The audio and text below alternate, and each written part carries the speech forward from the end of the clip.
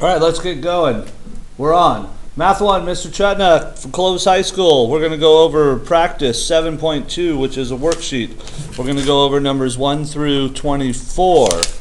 Okay, so here is the worksheet right here that we are going over.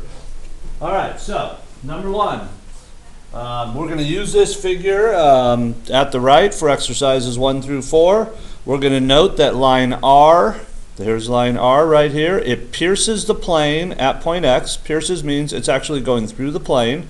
So picture like a line that hits the plane right in almost the center and goes right through it. So that solid part is the top of line R, that dotted part is below the plane, it's underneath line R, okay? And it is not coplanar with V. Okay, so what are two ways to name, and this is line QX.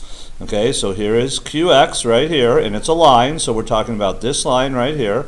Okay, to start, remember you can name a line by any 2 points on the line or by one lowercase letter. So when you name a line, you're always going to name it using 2 points, and those 2 points are going to be on the line, and you can put the 2 points in any order you want, or you can name the line by using just one lowercase letter, and the lowercase letter won't be signified by a point.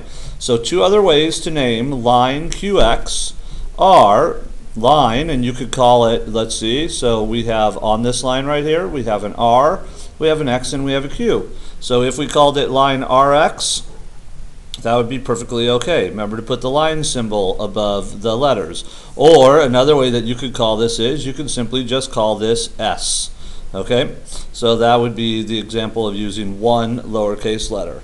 All right? Number 2, what are two other ways to name plane V? So plane V is right here, so that it's this plane. Remember, to name a plane, you use 3 letters in any order that you want, and the 3 letters could be any letters you want as long as the letters are on the plane. That's called coplanar.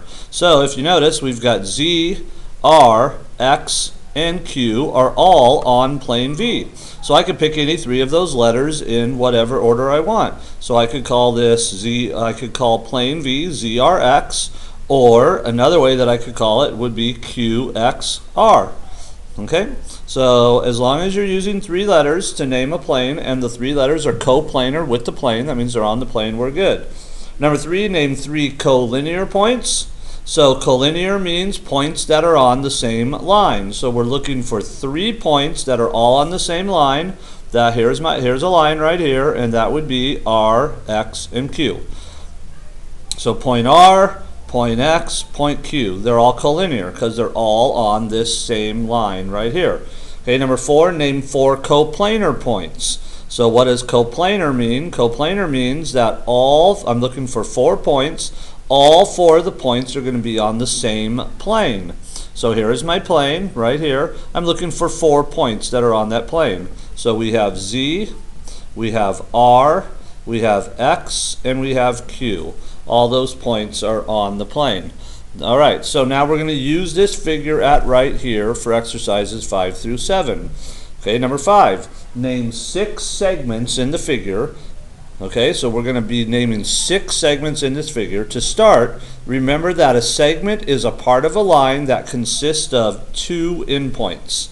Okay, so 6 segments are, we've got A to B. That would be a segment. Notice the endpoints are A and B.